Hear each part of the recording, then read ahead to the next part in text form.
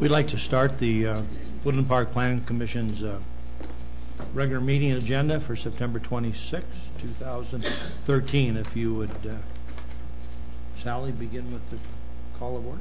Thank you, Mr. Chair. Mr. DeVoe. Present. Watson. Here. Mattingly. Probst. Here. Rollinger. Present. Schrader. Stannard. Here. Jockheimer. Present. And Vogel. Here. Mr. Chair, we have a quorum this evening with 7 members present. If you would join us in the Pledge of Allegiance.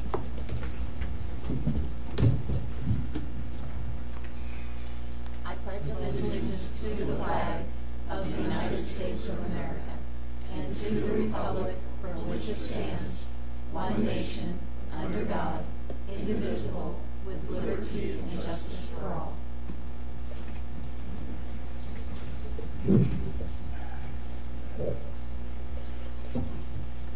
Has everybody had a chance to look at the minutes? Previous meeting? Do we have any corrections, additions? Mr. Rollinger? None, thank you. Okay. I would make a motion to approve. Second. All those in favor? Oh, you want us to read the roll? No, we can do it by group. All those in favor? Aye. Opposed, same sign. Minutes are approved.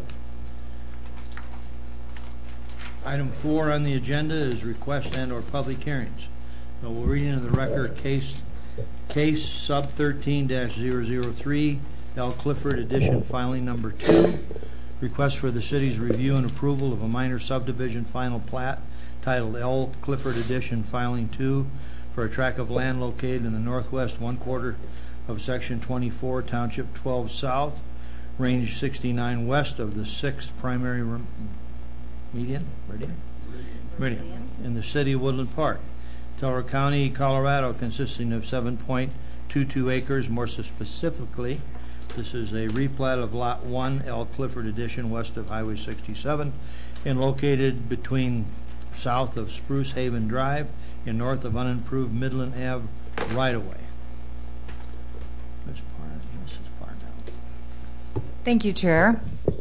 And thank you for coming tonight, Planning Commission, to help us provide recommendation to City Council on this very important subdivision. Tonight, we're here to talk about subdivision to L. Clifford Edition, filing number 2. Tonight's applicant is Arizona Sash and Door Company. We have several people from the project team with us this evening, so I'll introduce them first. We have with us Lindsay Gadd, who is the project team lead. We have engineer Mr. Smith is here. He's going to be helping us a little bit further down with the site plan review conditional use permit as well. And we have Mr. Lloyd here, who is here to answer any questions you might have regarding the actual final plat as the surveyor. Okay, so I'll go right into this. We are a little bit limited on time tonight, so if you have any questions, if I'm going pretty quickly, please feel free to ask me any questions at the end. Tonight's proposal is for Lot 1 of Clifford Edition, which currently consists of 7.22 acres, and it will be split into two. It's being proposed to be subdivided into 2 lots. Lot number 1 at 5.24 acres, and this is the lot where there will be there's a proposed approximately 22,000 square feet retail center, commercial structure that will be placed on that lot, and you'll see that in the coming future here with a conditional use permit site plan review. Tonight's discussion really relates to the subdivision final plat only. Lot 2 is for going to be a total acre of just under 1.97 acres. And that lot will remain unimproved until a later date. So when we review a subdivision plat, we review it to several criteria. 17.24030 is our minor subdivision process. 17.36 is our dedications section, and 17.40 is our design standards.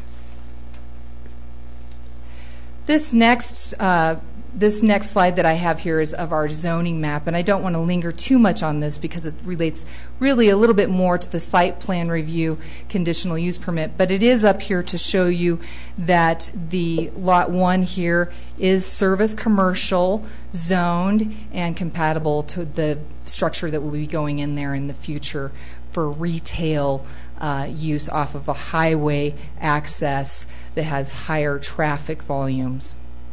You'll also notice from this that there's suburban residential to the west, just to the west of Coraline, and there are 2 urban residential lots just to the southwest corner of this particular subdivision. And then across Highway 67, we also have more urban residential, but we do have commercial and also Central Business District to the north and the south as well. This here is to show you an aerial view of this particular subdivision, and what I'd like to most point out is this section cluster of trees. And in the future, you'll hear a little bit more about that. The structure that's being proposed would be set there on what will become Lot 1.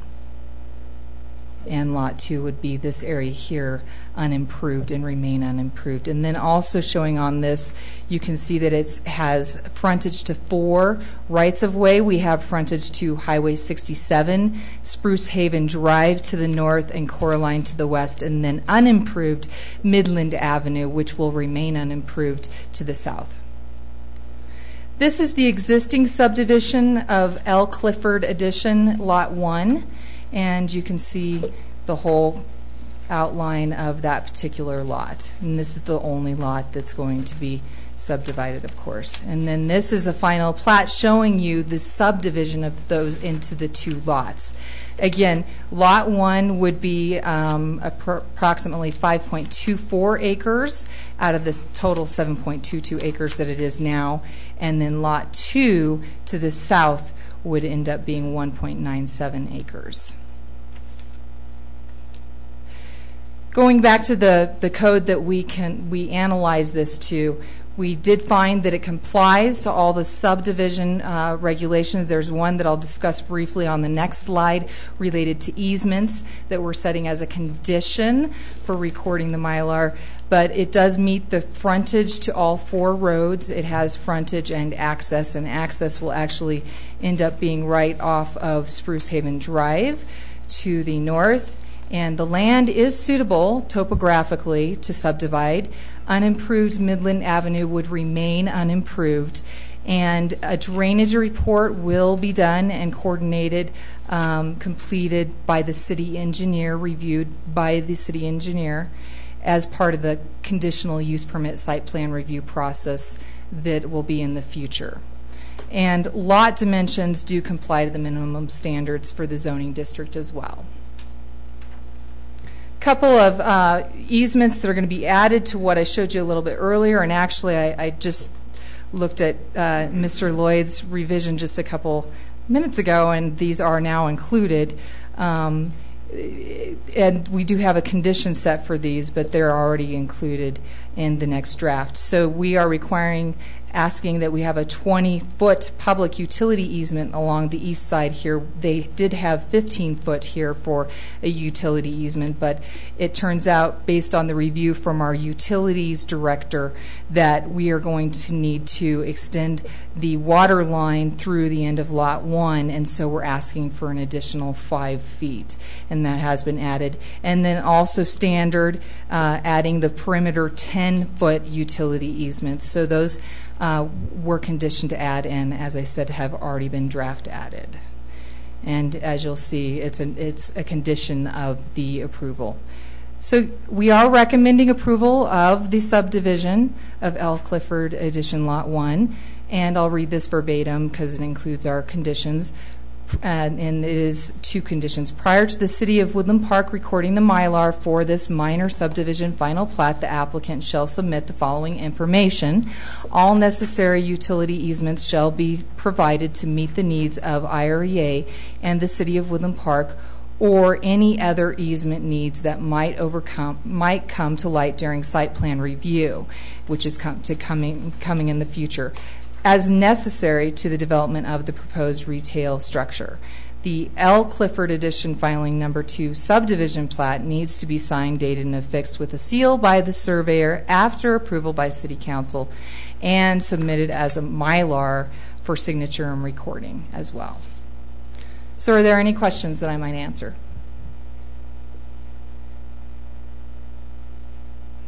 Commission? No questions? So we move on to the applicant's presentation.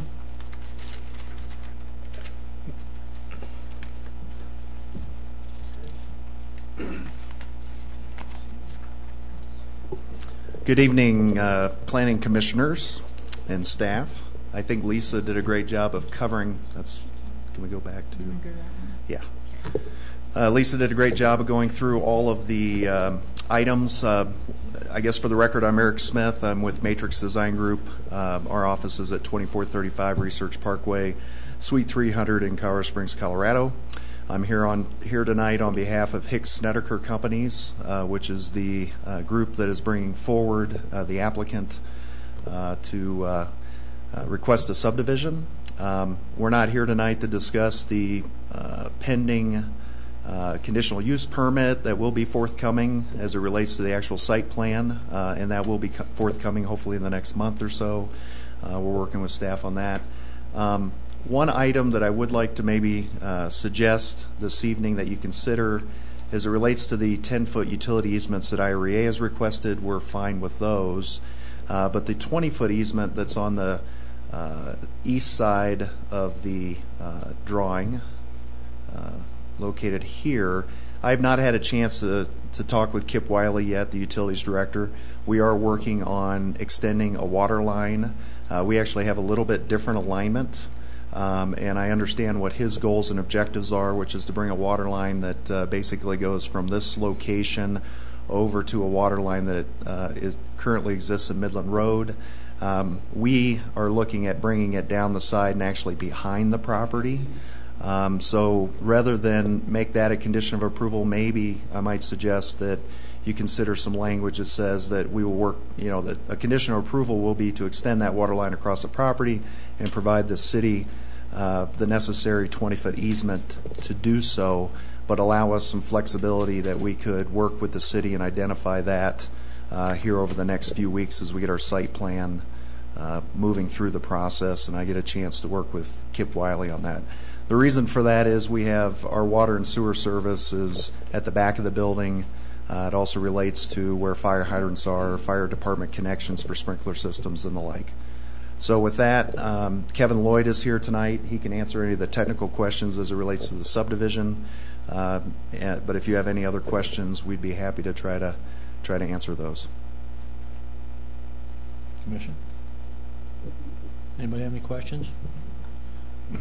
I would note that the condition regarding easements is written in such a generic way that it can easily apply to Mr. Smith's request. Great, and One that's question fine. about that: would that still remain an easement for gas, electric? It'd just be a smaller easement on the front there, or would they all be run somewhere else? There's already an existing 15-foot easement, and that would not go away or change. Just a matter of not having to expand it and run the water another way. That's correct. And ultimately, maybe that's where we end up, but I haven't had a chance. Kip and I have been missing each other, so with the language, if it's open-ended enough, that's all we would ask for. Very good. Thank you. Thank you very much. Do we have any questions of staff? Any questions at this point? Okay, we shall move on to open it for public comment. Do we have anybody that signed up for that? Boy, I see a hand in the air. Just come on up, state your name, we'll catch you. We got plenty of time. I think there's only two, so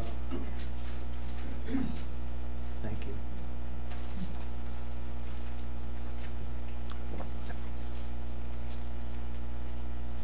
Good evening. My name is Craig Ketchum. My residence is 110 North Coraline Street, directly across from I guess you would call it the northwest corner of the property. Just had some concerns as to what exactly was going on with the property. Now that I've read some of the information, I see that it's retail. Some of the issues that I can see just as a resident living in this area for over 2 years, first and foremost, we're adding how many square feet of roof space? 22,000? Okay, plus additional pavement, and given some of the issues that I've seen around town with runoff and drainage, I would question whether our system, whether it be the infrastructure with the sewer and or drainage, can handle that type of load. I'm sure that the city engineers will look into that, but that is a concern of mine. Also, I'd like to ask if anybody is planning on doing an environmental impact study when it comes to the wildlife in the area, because living across from that lot for several years, it is a place where we see a lot of wildlife. It seems to be an area where that is sustained.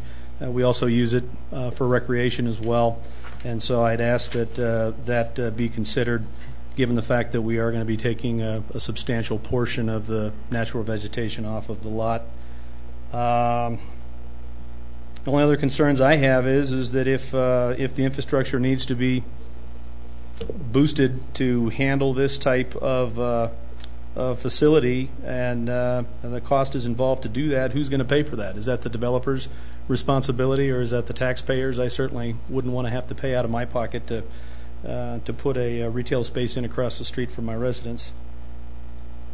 I don't think zoning has any questions, and then I think the only other issue that I have been concerned about, again, not knowing what the project was, is does the developer have the financial wherewithal to complete the project to satisfaction instead of leaving us with an incomplete structure and perhaps bringing property values down. So that's my only concern at that point. At this point now is putting retail in that area. Is that going to do anything to our property values? Either way, I'd be concerned as to whether it might bring things down. Looking at the plot of where the store is, it looks like we're going to have plenty of tractor-trailer traffic coming in and out, again, in our front yards. I know that there was mention of a buffer zone with the trees on the back of the lot. I'd like to learn a little bit more about that and what assurances we have that those are going to remain if, again, you approve the subdivision and this structure is actually built and the business is put in place. So thank you for your consideration. You'll have an opportunity at the end of October when the conditions and that come up, and I'm sure that Mr. Smith has jotted down, as well as Sally, some of these concerns that you have, and that would be a good time to bring those up and address those again. Okay. And that'll be our second meeting in October, when all we're doing tonight is subdividing the two parcels. Okay. Thank you. That would be October 24th. Yeah, I have the notice. Okay, thanks. Thank you. We have James and Ardith Grover. No comments at this point? Okay. Are you speaking for Ardith as well, James? Yes. Okay, thank you. Okay. Laverne, is it Catter or Catton?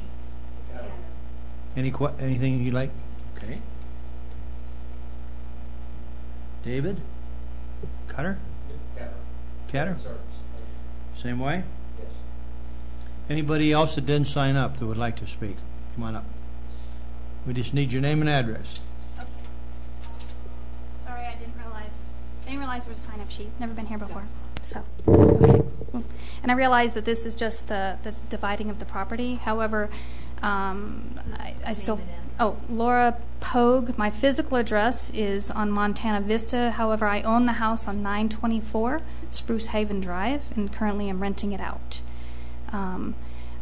Obviously, I'm highly concerned of the value of my home.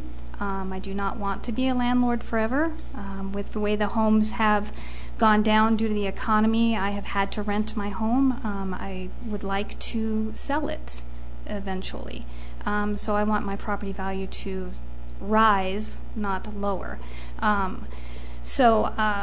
believe the other gentleman's concerns as well as mine are valid at this hearing as well, because part of this is just the initial part, separating the property. I mean, if you see that there are major concerns, why would people want to continue investing their time and money in going forward in something? I have high concerns. I lived in that home. I lived in that subdivision there for 12 years. There was a huge amount of wildlife there, bears, deer, foxes, all kinds of sorts that are right there in that area. That's probably my first and foremost concern, along with my property value. The other issues I have is, and these will probably be addressed in the next meeting, but the size of this building sounds massive to me. It also sounds like it'll be very tall, which will take away a lot of the view for a lot of folks. People move to Woodland Park for the view, the trees, the beauty, and to get away from the city. So the more construction and commercial buildings we bring into our residential area, that is defeating the purpose of moving into residential area. Now we're having to increase our traffic volume. One thing I liked about my corner lot was if I wanted to have a yard sale, it was great. A considerable amount of traffic there. Where exactly are you located on that? How do you use this? It's right here. Right. Take it back to the aerial. Right up there. Okay, in that Sorry, corner back there. That's as good as I can get. Highly technological. No, I understand. Yeah. Okay. So mine is right across there at the top, right on the corner of Coraline and Spruce Haven. Also, even my own lot, some of the trees I am currently losing because of drought and or such like that. So losing any trees across the street will also, when you lose trees on your own property, you lose the value and you lose the trees in the area. So that is a high concern. You mentioned another meeting on the 24th. I don't believe I have any record of that. At the form I have said there was one on the 17th, but I'm not aware of one on the 24th as well. So it's a separate development process with separate notification. But it should have actually all been on that same letter. There were several dates, but I think they're related to the subdivision at this point because we don't have we just recently received the official application for conditional use permits. So you'll be getting another one. I'll be getting another one. Okay. I travel a lot for my job, so if I'm not able to be here, just make it a record that my husband could speak in my behalf, Tom Pogue. He can speak on his own behalf, too. Well, he's not an owner of my property, same meeting. but yeah, Both be at the same just meeting. in case. So anyway, those are some of my concerns. Oh, me too. The other thing, too, is I really appreciated the information the gentleman brought up about the sewer system. The house that I have, obviously, is across the street, but I've always had a lot of sewage problems. I have lived and owned 1018 Spruce Haven Drive, 1020 Spruce Haven Drive, and 924 Spruce Haven Drive. I have had sewage problems in every single one of those homes. That's 3 homes right there on the same area. So adding a huge piece like that, I do believe could cause serious problems for everybody involved with that. So just word to the wise. Okay. Thank you. Thank you. Anybody else?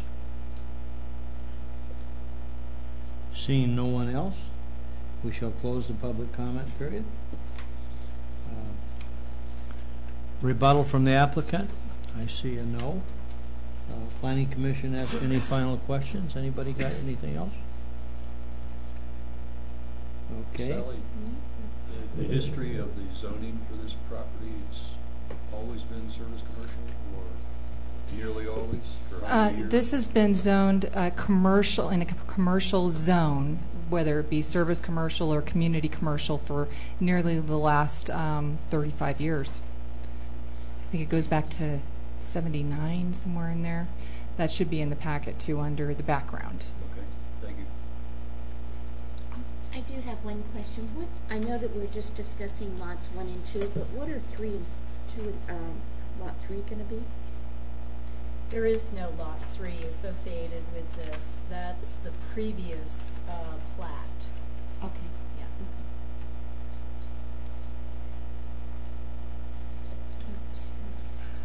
anything else? What we shall do then is look for somebody to make a motion concerning this. If there's any more discussion, if not, I would look forward to a motion in a second. And again, what we are doing is dividing this into 2 parcels.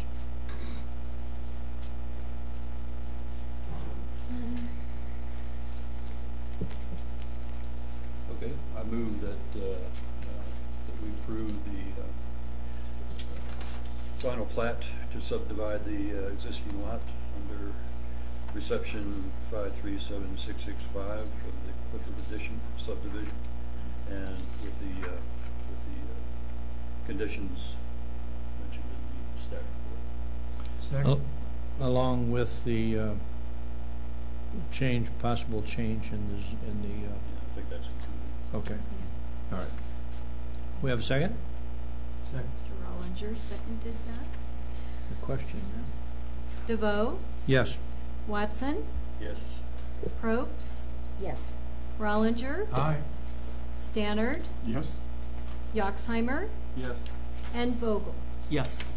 Motion passes unanimously, and that recommendation will move forward to the City Council meeting on October 17th. Just a reminder that the conditional use for the development of the lot will be, the first hearing will be in this room with the Planning Commission, and that will be on October 24th. Sorry. October 24th. And I would also encourage any of the neighbors, if you would like to come in and visit with us, the planning department, we're happy to share with you the information about drainage and traffic and site design and lighting and landscaping and all the things that we will be closely evaluating as this project moves forward. So give us a call or swing by. We'll skip to item 6, reports. I have none. How about the director? I have one. I'd like to welcome Stephen to the Planning Commission. We're excited to have him join this group. He's been volunteering for the Planning Department, and you've seen him here helping us take notes, so we're happy to have him here. And then secondly, we do have 2 meetings coming up in October. There is a case for October 10th. That will be the Teller County Waste conditional use, special use permit, and then of course the development of this project at the end of October. So we're ready to move on to our work session. If you are. Any further discussion, comment about tonight? Last chance. Okay. I need a motion for adjournment. Motion to adjourn? Second? For adjournment. We got 4 minutes. Anybody want to take a quick break? Take a quick break. We'll start at 7 o'clock. John, you're going to